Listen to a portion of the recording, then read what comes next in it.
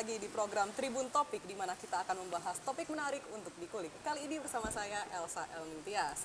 Tribuners, gimana nih kabarnya hari ini? Semoga dalam keadaan sehat dan juga bahagia ya tentunya. Tribuners, mungkin ada yang warga Kabupaten Boyolali? Karena saat ini kita sudah ada di Boyolali nih Tribuners. Kita bakal mengulik tentang Boyolali dan potensinya, tentunya juga tentang sosok di balik Kabupaten Boyolali yang sangat berpengaruh hingga saat ini. Nah, Elsa perkenalkan terlebih dahulu untuk narasumber pada Tribun Topik kali ini, yaitu Bupati Kabupaten Boyolali, Bapak Said Hidayat. Halo, Halo, Pak Said. Assalamualaikum. Waalaikumsalam. Gimana ini kabarnya hari ini? Alhamdulillah, baik. Alhamdulillah. Masih semangat, Pak? Semangat, Wes, selalu semangat. Keren banget. Ini Pak Said, kita mau ngobrol-ngobrol nih tentang Boyolali dan nanti mungkin tentang profilnya Pak Said juga nih. Boleh nggak? Monggo, boleh. Nggak apa-apa ya, kita interogasi nih. Ini juga backgroundnya cakep banget loh Pak. Ya. Suasananya dingin, Tribuners mungkin nggak nyangka kalau ini ternyata di Boyolali gitu ya. Kayak arsitekturnya keren banget loh ini Pak. Terima kasih sudah dijamu dengan baik di Kabupaten Boyolali. Menyenangkan sekali bisa mampir ke sini. Baik, Pak, mungkin kita mau bertanya terlebih dahulu nih. Pada tanggal 5 Juni 2023 kemarin kan habis merayakan HUT ya, Hari Ulang Tahun Kabupaten Boyolali ke 176, betul nggih? Iya, betul. Gimana nih euforianya atau mungkin kesan-pesannya kemarin selama perayaan HUT-nya seperti apa, Pak? Ya, terima kasih. Jadi memang bulan Juni ini Kabupaten Boyolali tiap tanggal 5 Juni kita secara bersama memperingati hari ulang tahunnya. Dan kebetulan di tahun 2023 ini Kabupaten Boyolali memperingati hari jadinya yang ke-176 tahun. Maka dengan beberapa rangkaian kegiatan yang dilaksanakan termasuk ziarah ke makam Ki Ageng Pandanaran di Tembayat, Klaten, terus Niti Tilas di Kretek Gede. Kabupaten Boyolali ini sebagai bagian dari kita menggugah membangkitkan nilai-nilai sejarah tentang cerita penamaan Kabupaten Boyolali ini. Maka proses setelah ziarah diikuti niti tilas dan setelah itu pagi harinya kita bersama bertepatan tanggal 5 Juni pemerintah Kabupaten Boyolali melaksanakan upacara hari jadi Kabupaten Boyolali yang bukan hanya tersentral di pemerintah Kabupaten Boyolali, artinya di Kabupaten Boyolali, tetapi di seluruh kecamatan, para camat secara langsung memimpin juga dalam rangka peringatan hari jadi Kabupaten Boyolali. Seperti itu. Dan beberapa agenda kegiatan, termasuk tadi itu adalah bagian rangkaiannya. Kemarin kita juga mengadakan sholawat kebangsaan, ya ini tanggal 5 malamnya, yang kebetulan pemerintah Kabupaten Boyolali ini baru saja, syukur alhamdulillah, kita menyelesaikan pembangunan, yakni alun-alun Pancasila, yang berada di Kecamatan Cepogo. Syukur alhamdulillah pura, seperti apa yang sudah kita rencanakan, kita agendakan, dalam pelaksananya ini dapat diresmikan secara langsung oleh Bapak Gubernur Ganjar Pranowo di tanggal 1 tepat hari lahir Pancasila. Oh, menarik sekali ya. Jadi ada beberapa rangkaian kegiatan untuk memeriahkan HUT Boyolali ke 176 kemarin ya, Pak? Betul. Oh, gitu. Jadi ini juga merupakan terobosan dari Pak Said atau mungkin kerjasama dengan warga Boyolali atau seperti apa? Boleh diceritakan? Ya, kegiatan-kegiatan yang dilaksanakan ini merupakan agenda-agenda pemerintah yang tentunya beberapa kegiatan kita juga seperti halnya kemarin dilaksanakan talk show tentang peningkatan literasi. Nah, ini juga bekerja sama dengan Perpustakaan Nasional yang juga hadir dan alhamdulillah juga dihadiri Bapak Profesor Esmonandar yang kebetulan beliau adalah Duta Besar UNESCO. Yang kemarin mengikuti dari Paris, Prancis. Artinya bersama-sama mengikuti kegiatan kemarin itu. Dan alhamdulillah pula dari pelaksanaan kegiatan kemarin dalam upaya peningkatan literasi dan mendorong untuk minat baca anak-anak ini kemarin dilaporkan awal, ini ditargetkan 10.000 peserta siswa-siswi. Tetapi dalam pelaksanaan berjalan ini dilaporkan kurang lebih yang mengikuti 18.200 sekian. Banyak Nah, juga ya. sore harinya Pak Arep selaku Kepala Dinas Arsip melaporkan ternyata yang mengikuti sudah melampaui dari jumlah 18.000. Artinya ada potensi di seputaran 20-an ribu karena kurang lebih dari 99 sekolah yang mengikuti. Nah, tadi malam kita juga memulai untuk kegiatan budaya yang kita selenggarakan di 5 titik kecamatan. Dimulai tadi malam di Kecamatan Kemusu. Nanti malam kita akan ke Kecamatan Simol. Dan berikutnya nanti di Kecamatan Teras, terus Sambi, dan Sawit kalau nggak salah. Nah, artinya dari kegiatan-kegiatan inilah nanti pada akhirnya akan tutup puncaknya, yaitu tanggal 26 itu akan kita selenggarakan wayang kulit. Oh, nanti Artinya, tanggal 26 Juni ya? 26 Juni. Oke, luar biasa sekali. Banyak banget ya ternyata kegiatannya. Ini menarik-menarik juga dan merangkul hampir semua lini masyarakat di Kabupaten Boyolali seperti itu ya. Sampai literasi baca pun juga ditingkatkan seperti itu ya. Keren banget Pak Said. Terus mau menanyakan juga, kira-kira harapannya apa sih dengan program-program ini ke depannya? Jadi dari serangkaian kegiatan tersebut, kira-kira harapan ke depannya untuk warga Boyolali ini apa?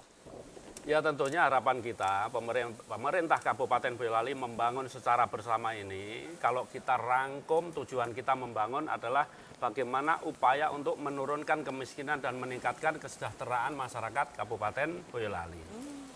Maka salah satu bagian dari upaya kegiatan kemarin, talkshow tentang peningkatan literasi dan sebagainya ini kan juga bagian yang terus didorong oleh Bapak Presiden.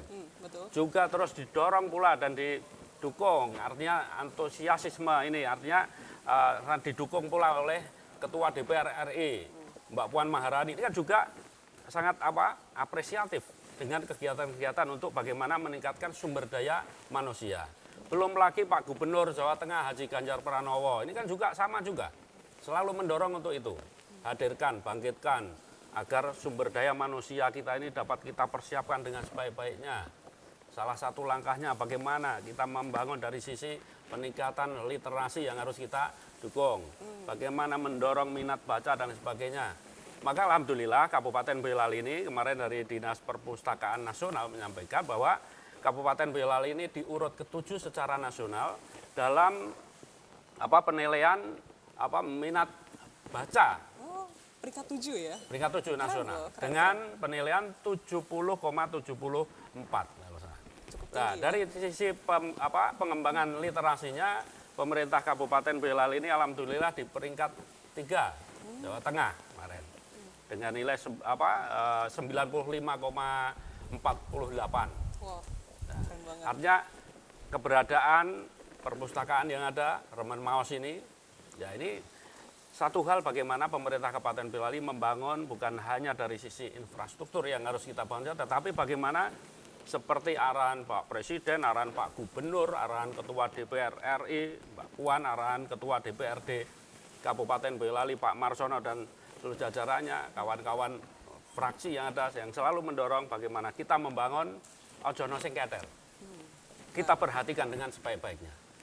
Termasuk itu tadi, bagian yang terpenting adalah bagaimana upaya menurunkan kemiskinan di Kabupaten Boyolali.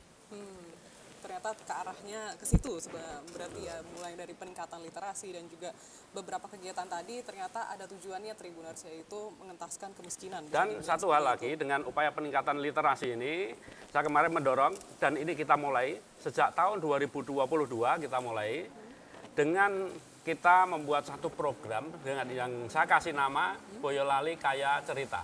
Oh, isinya apa itu kegiatan? Nah, Boyolali Kaya Cerita ini adalah satu dorongan, satu langkah kegiatan kita, bagaimana kita menggali potensi-potensi lokal kita yang ada di Kabupaten Boyolali ini, untuk kita mulai dituliskan, dituangkan dalam bentuk cerita yang dibukukan. Oh, oke. Maka alhamdulillah sampai dengan tahun 2023 ini Kabupaten Boyolali melalui perpustakaan arsip ini sudah menghasilkan 61 buku.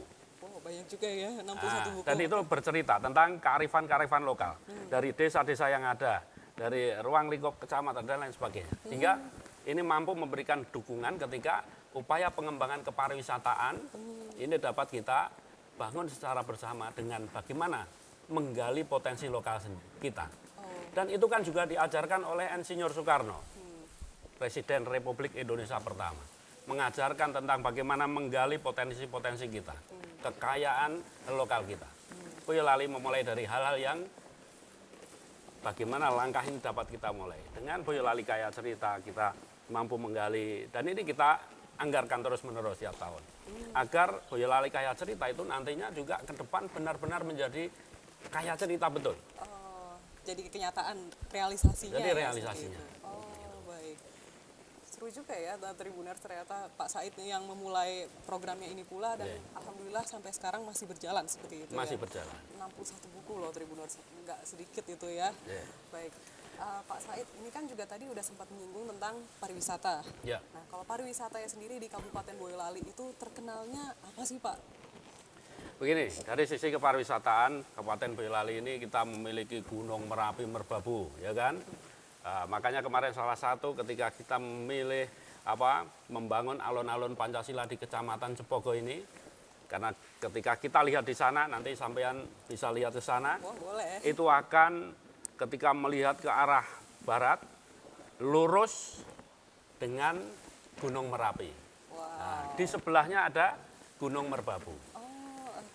Maka ada satu pesan di situ, bahwa kita membangun, ini harus didasarkan dengan nilai-nilai Pancasila yang harus kita pegang teguh bagi seluruh warga masyarakat dan warga negara. Maka membangun Kabupaten Boyolali harus kita dasari dengan dasar negara kita Pancasila. Dan bukan sekedar itu saja, pemerintah Kabupaten Boyolali ini kita juga sudah memiliki perda, yang makanya kesempatan ini kami juga terima kasih kepada Ketua DPRD dan jajarannya.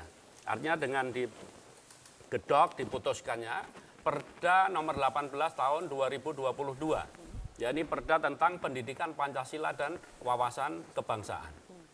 Nah, ini adalah bagaimana kita menghadirkan, membangkitkan, memberikan satu nilai-nilai kesadaran bagi generasi mendatang ini, bahwa Pancasila menjadi hal yang penting untuk menjalankan roda pemerintahan.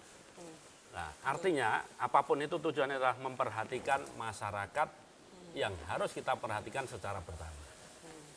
Nah, dari sisi itu ketika tadi saya sampaikan, tepat di situ kita melihat Merapi Merbabu, itu juga ada pesannya di dalamnya. Apa tuh? Untuk mencintai para petani, buruh tani dan petani milenial kita.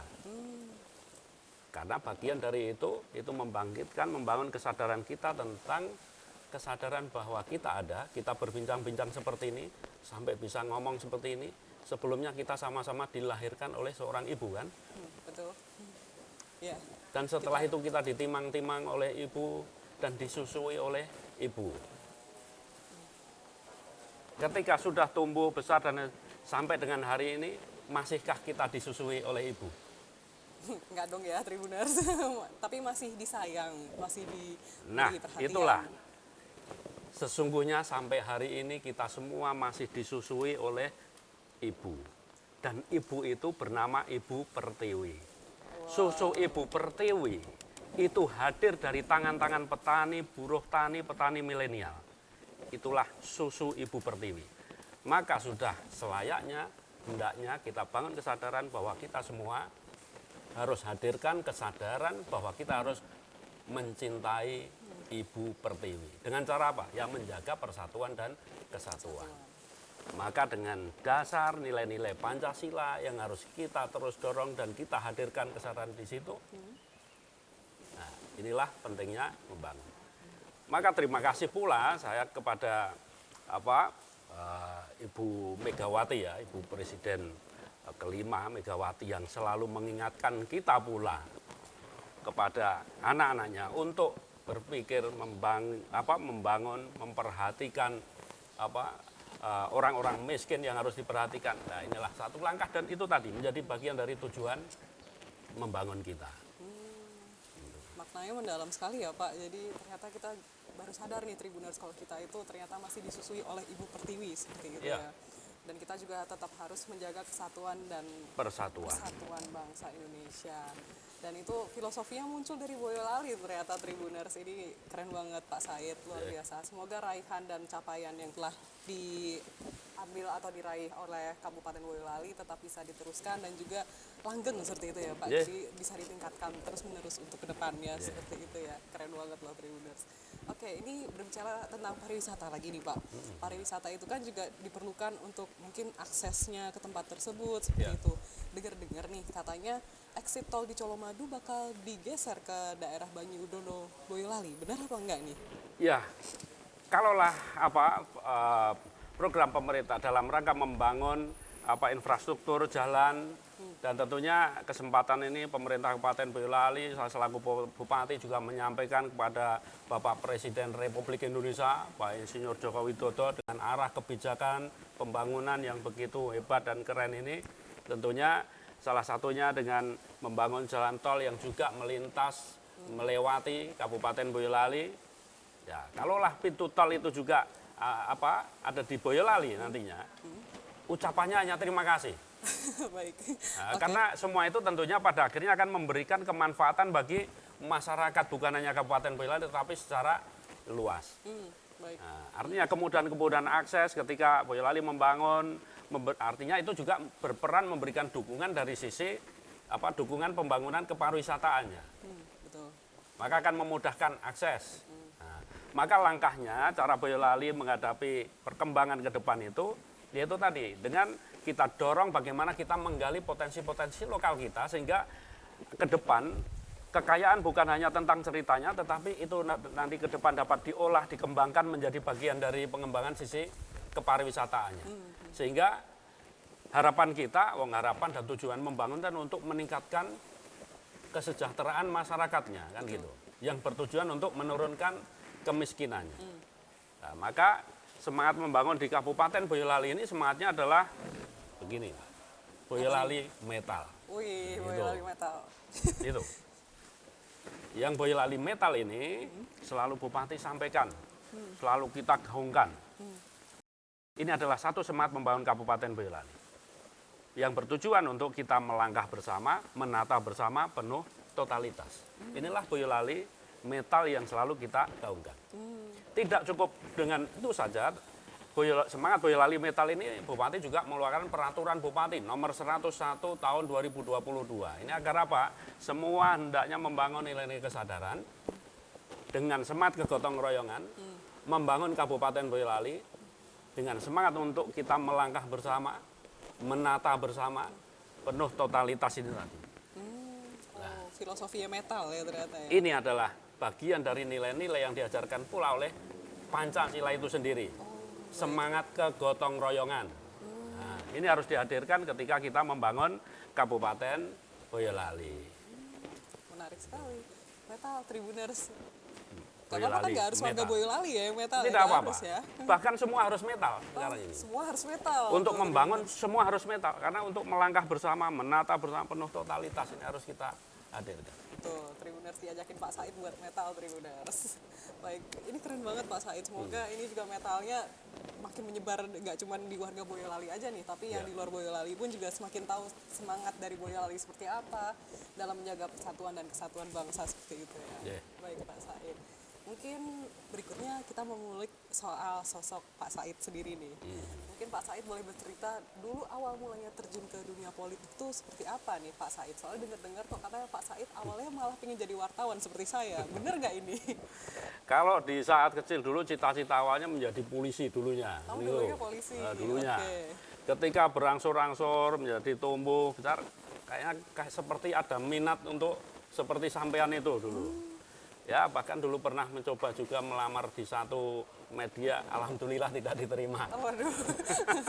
Kalau diterima nggak duduk sama saya. Kalau ya? diterima tidak diwawancarai, tetapi mewawancarai. Tetapi saya sangat respect, hormat pada kawan-kawan media dan media secara keseluruhan. Karena ini juga menjadi penyambung lidah persatuan dan kesatuan. Menjadi penyambung lidah pembangunan. Menyampaikan pesan-pesan kedamaian. Nah, itu kan peran-peran media. Maka terima kasih kawan-kawan media. Artinya kita bangun bersama. Media pun juga harus itu tadi semangatnya metal juga kan. Nah, artinya untuk melangkah bersama menata penuh totalitas itu tadi. Betul. Itu yang harus kita hadirkan. Dan syukur ya alhamdulillah perjalanan waktu kita sama-sama tidak tahu, Tuhan menentukan, menempatkan, menitipkan dalam satu bentuk amanah yang sampai hari ini saya harus menjadi Bupati Kabupaten Boyolali, dan tentunya saya bangga sebelumnya. Bangga sebelumnya itu tentang apa? Bangga menjadi wakil bupati. Oke. Bangganya Mewakili seperti apa siapa? Mewakili Dr. Andes Haji Seno Samudro. Seno Bupati ya? senior, iya, bupati senior saya ini, bupati yang menurut saya adalah bagian dari masyarakat yang alhamdulillah diberikan kesempatan menjadi wakil bupati dan mewakili beliau.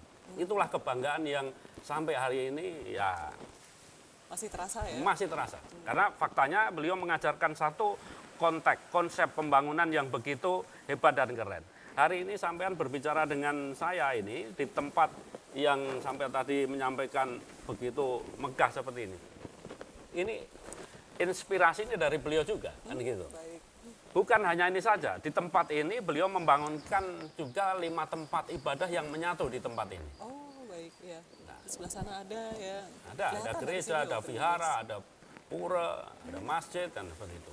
Nah inilah satu konteks membangun. Maka ketika saya meneruskan, saya dengan membangun alun-alun Pancasila bersama DPR, akhirnya digedok Perda 18 2022 tentang pendidikan Pancasila dan wawasan kebangsaan.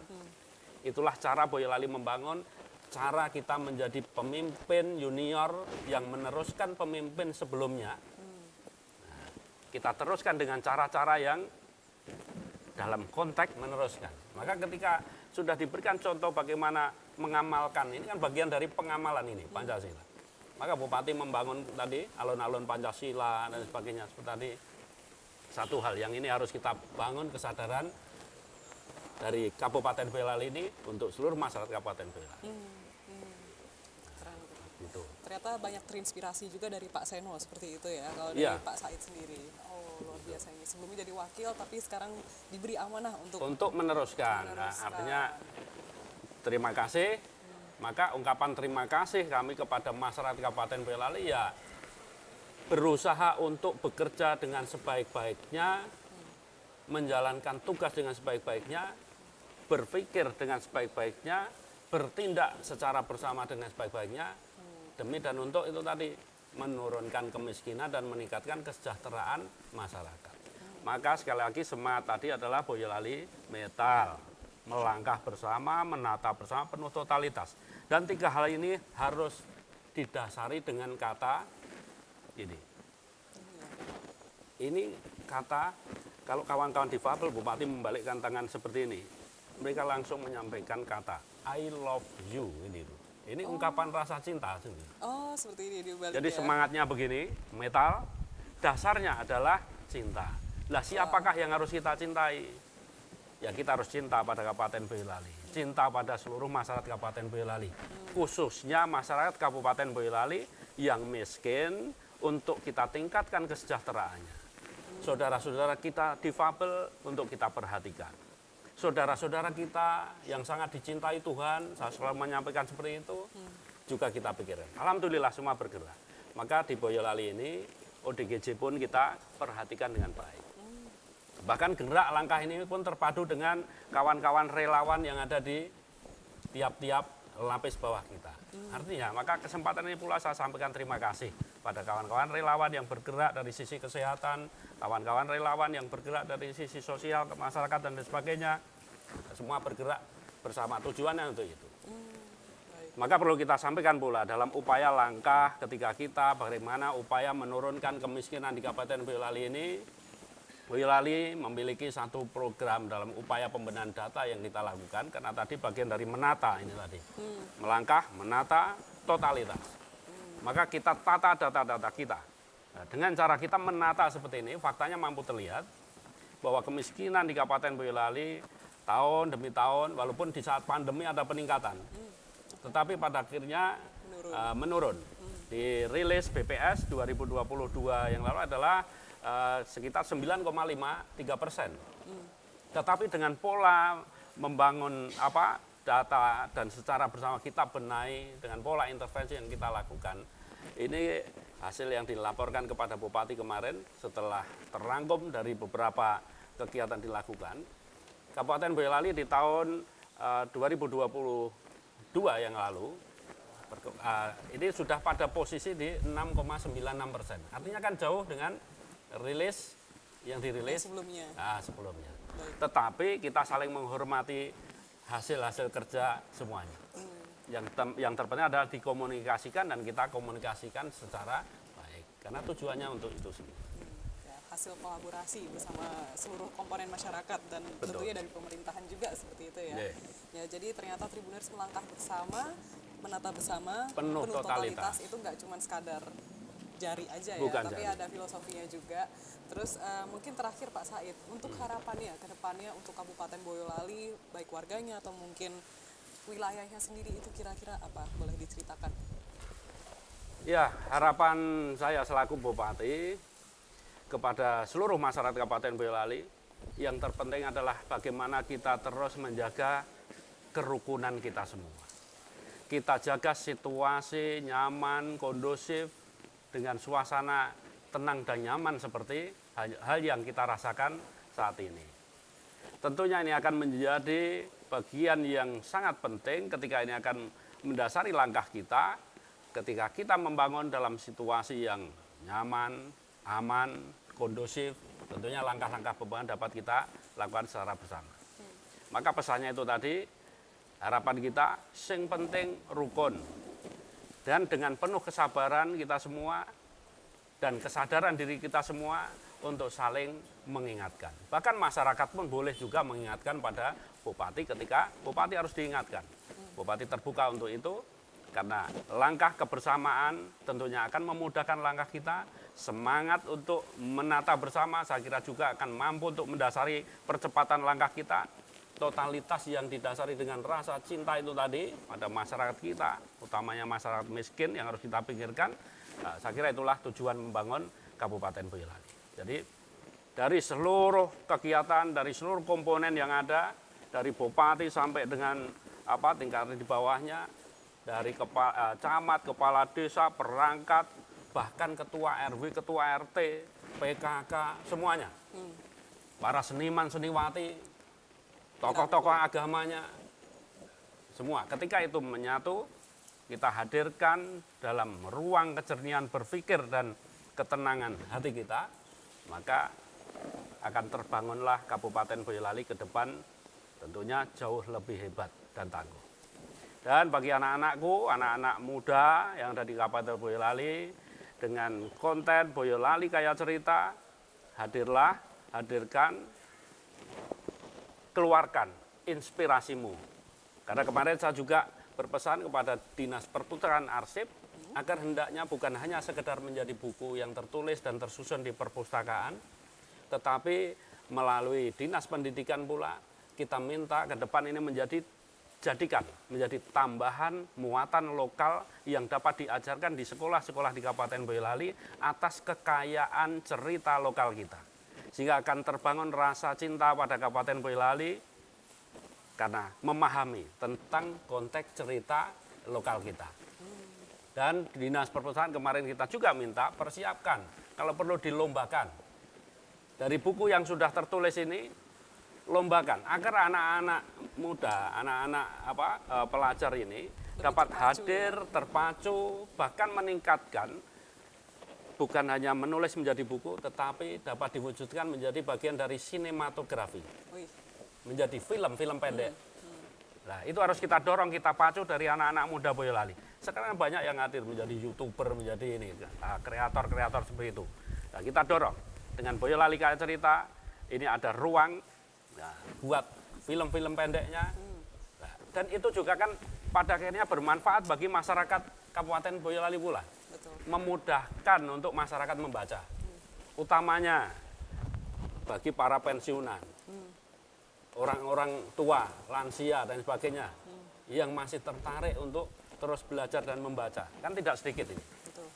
Kita berikan fasilitas, sarana untuk membaca dengan cara membaca yang jauh lebih mudah.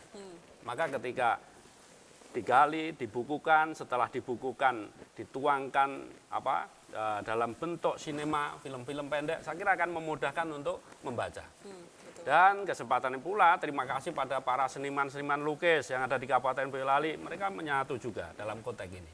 Karena beberapa waktu yang lalu Boyolali Kaya Cerita ini oleh para seniman lukis ini juga dituangkan dalam karya-karya lukisan. Oh, luar biasa ya. Sehingga bukan hanya tulisan, tetapi juga lukisan. Divisualkan seperti itu. Yang kita dorong adalah bagaimana menjadi bentuk sinema itu tadi, film-film pendek. Dan perlu kita sampaikan pula, Kabupaten Boyolali tahun 2022 yang lalu, kita memulai memberikan dukungan, dorongan kepada anak-anak siswa-siswi setingkat SLTP. Ini kita seleksi dalam bentuk dan disatukan dalam konteks Duta Seni Boyolali. Oh, ada pemilihan duta seni seperti itu ya? Pemilihan Duta Seni. Keren banget. Hari ini tahapan pemilihan untuk angkatan kedua. Oh. Nah, angkatan yang pertama kemarin, ini salah satu tempat yang dituju, maka ini juga saya kira menjadi catatan sejarah pula nantinya untuk negeri ini. Karena salah satu tempat di mana anak-anak kemarin kita kirimkan di IKN. Jadi mereka menari di titik 0 di IKN. Wow. Dan itu saya kira menjadi siswa-siswi pelajar setingkat SLTP yang pertama mungkin yaitu yang menari di titik 0 Di IKN. IKN. Baik. Nah, di samping di GWK dan di samping di Padang. Kan gitu. Sudah beberapa tempat nih ternyata Beberapa ya. tempat. Baik. Dan ini untuk angkatan kedua baru dipersiapkan, semoga nanti semua berjalan lancar. Dan itulah amin. cara Boyolali bagaimana memberikan ruang, memberikan wawasan, gambaran tentang kebangsaan itu tadi, agar anak-anak kita setidaknya memahami konteks lokalnya dan konteks secara nasionalnya mereka kita kirimkan di Nusantara ini. Sehingga ada sekian anak tingkatan SMP nanti yang memahami dan pada akhirnya akan hadir kecintaan pada tanah negeri yang kita cinta yang bernama Republik Indonesia. Nah, itu pesannya. Luar biasa sekali, keren banget. Terima kasih banyak Pak Said untuk inspirasinya dan juga sudah mau sharing dengan Tribuners tentang perolehannya Kabupaten Boyolali. Udah gitu juga ternyata warga Kabupaten Boyolali harusnya bersyukur nih karena pemimpinnya juga sudah memberikan wadah, ruang, fasilitas untuk berkembang dan untuk menginspirasi maupun memberikan karya-karyanya untuk bangsa seperti itu ya Pak. Ya. Luar biasa sekali. Terima kasih banyak Pak Said Sama-sama, atas waktunya. Mbak. Semoga nanti kita bakal ketemu lagi di Ye, depannya ya. terima kasih. Jangan kapok-kapok Terima sama kasih. kita ya. Terima kasih. Baik Pak Said, sehat selalu untuk Pak Said. Terima Amin kasih amin, banyak. sehat untuk semuanya. Amin amin. Ya, sekian Tribuners untuk Tribun Topik kali ini. Jangan lupa untuk saksikan Tribun Topik lainnya hanya di sosial media Tribun Jateng. Saya Elsa Elding Tias pamit undur diri. Sampai jumpa.